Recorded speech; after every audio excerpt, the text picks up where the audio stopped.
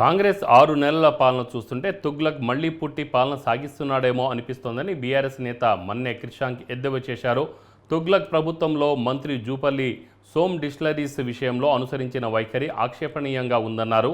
అవినీతి గురించి ప్రశ్నించేసరికి జూపల్లి సోమ్ డిస్టిలరీస్పై రకరకాల వైఖరులు తీసుకొని చివరకు తోకముడిచారన్నారు.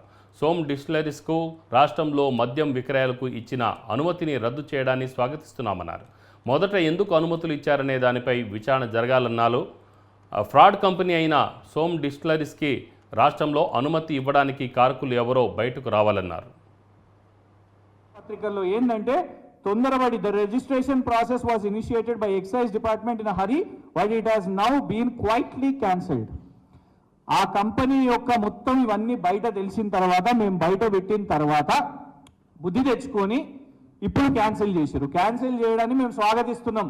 ప్రజల ఆరోగ్యం ఇట్లాంటి హంటర్లు భూములు ఏమేమో రకరకాల బిర్యానీలు అంట బిర్యానీ ఏమేమో పేర్లు వస్తున్నాయి. అందరూ ఆశ్చర్యపోతున్నారు.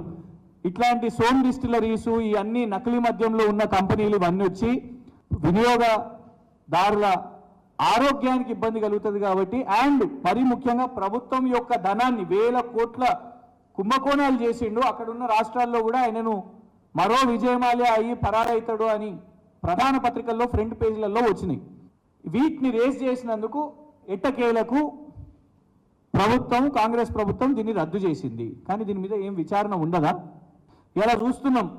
ఢిల్లీలో ఒక పాలసీ వస్తే దాని మీద రాజకీయంగా ఒకళ్ళు 10,000 కోట్లు, ఒకళ్ళు 1000 కోట్లు, ఒకళ్ళు 100 కోట్లు. ప్రస్తుతం జరుగుతున్న చర్చ 100 కోట్లు. దాంట్లో ఏం తెలియలే ఇప్పటి వరకు. ఒక ఎవిడెన్స్ కూడా చూపెట్టలేకపోయింది. ఈడీ ₹1 చూపెట్టలేకపోయింది. ప్రధాన పత్రికల్లో ఏంటంటే తొందరపడి the registration process was initiate